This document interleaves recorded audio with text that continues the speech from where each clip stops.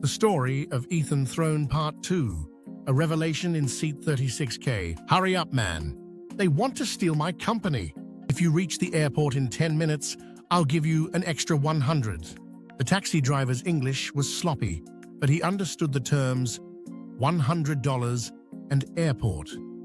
He was speeding against traffic and the law toward the airport. Ethan Thorne was fearing for his life, but if he didn't get on that airplane, everything would be lost. He had to be in seat 36K in 30 minutes, or his company would be gone. The bastards, they decided to make a takeover when I was on vacation. They scheduled an emergency meeting yesterday to vote on the matter in a few hours. If he is not there, they will sell the company, and he can't object to it. He had to be there. He refused to sell the company so far, but his partners wanted to make a profit fast. They want to sell the company he gave sweat, blood, and tears for. He will not allow it, but he is doing the impossible. He bought the ticket half an hour ago. A regular person can't get that ticket. But when you put all your money and power into it, he did the impossible. He secured the last ticket by buying it from someone else with a lot of money. On any other day, that deal would have raised the hair on his head from stupidity, but he has to be there. The taxi's brakes broke his thoughts, and when he woke up from his anger, he saw the most beautiful sign: departure gates. He gave the taxi driver $200 and ran inside. He only had his passport. The rest he left in the hotel. I will deal with the luggage on time. Currently, he needs to be in seat 36K. He ran through the airport, bashing himself into people. As he approached the counter, the woman standing there was alarmed and said, "The counter is closed, and the airplane is leaving in 15 minutes. A Thane lied mouthful. He crafted a drama story worthy of a blockbuster Mexican soap opera. He said his mum was ill, and he had to be there for her. He begged on his knees to be on the seat, and it worked. A man in a selfless quest is the most fantastic sight for a woman, and she let him in, asking security to help him reach the gate. The airport was large, and the security guard was driving as fast as he could. Golf carts don't go that fast. The airport was slow, and Ethan was in a frenzy. For a moment, life slowed down to the point where he saw it in slow motion. It was as if life was standing against it. It nearly froze time when he needed it the most. He felt surreal, seeing all those people, each with their chores and things to say. All are following the plan, and he was failing. If he isn't in seat 36K in 5 minutes, it's all gone. The guards reached the gate, but it was closing to his luck that security guards escorted him. They twisted the strict laws and let him onto the airplane. Ethan was raising his hopes. He was in the airplane. Luck or his talent had worked a wonder. He may still have a chance to save his company. When he saw seat 36K, he was in disbelief. He sat down to touch it and see if it was real. He was so happy. He will have a great story to tell at the golf club, to all those bored rich boys he hangs with. The airplane doors closed, and the annoying but essential safety video started loading. His legs were not comfy, and the seat next to him was crowded. Then he realized he was in economy class, and his true self came back. They're going to pay. They ruined my vacation.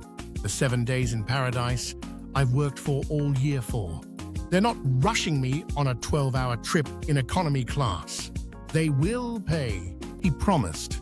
But the airplane wasn't going anywhere, and silence fell on the aircraft. Airplanes do depart late, but they will compensate with speed. He knew that.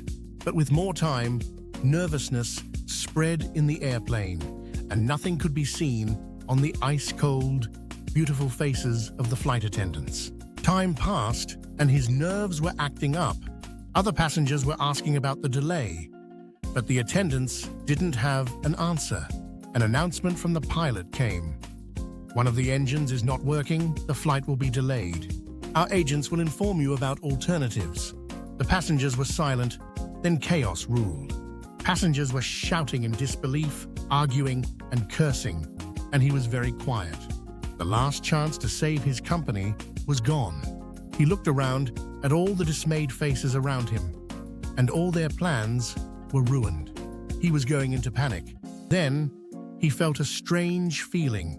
His heartbeat was rising, and he felt it in his neck, and he saw very clearly. His thoughts slowed down, and all the noise around him disappeared. He looked at his hands in disbelief. He didn't feel that they were real.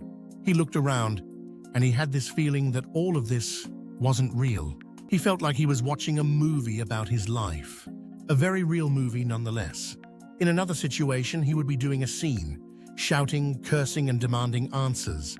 But this feeling that washed over him scared him very much. He was frozen in his seat, processing the sensation. He woke up from his stupor only when the flight attendant called him.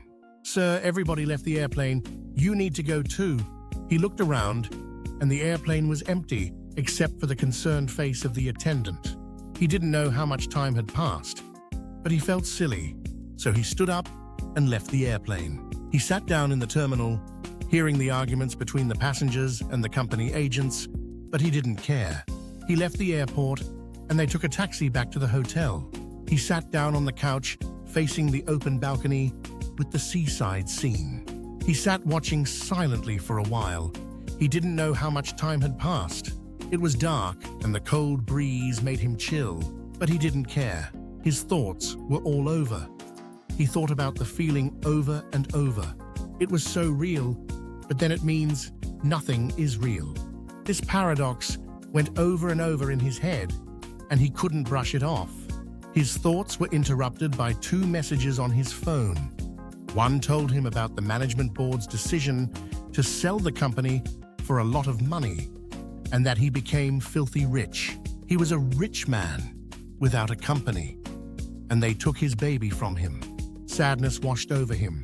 The other message was from his mother, wishing him a happy birthday. He remembered for the first time that he turned 40 today. As he looked outside, he could see the sun slowly rising from the water, sending its rays onto his face. He felt a stirring of warmth, and something deep within him yearned to forget the sensation in seat 36K. He sought something new, a distraction. He remembered that 2 days ago, he sat under the sun on the seashore, enjoying his time, wishing he could have more of it. His life was stressful so far. He was so deep into his company that he forgot himself. He worked all year to enjoy those 7 days of holiday. He will forge himself a piece of heaven. After all, he was a very wealthy man standing in paradise, and he is still alive. Maybe this wasn't bad after all. Perhaps this is good fortune. Now he could have all the free time in the world. He took the phone and called the reception. When they answered, he said, "Connect me to your manager. I want to buy this hotel. Do you want to know what happened next?" Watch the story of Ethan Thorne, Part 3, to know more. What do you think? Please share it in the comment section below. Subscribe for more. Yours, the Counselor, SFTG.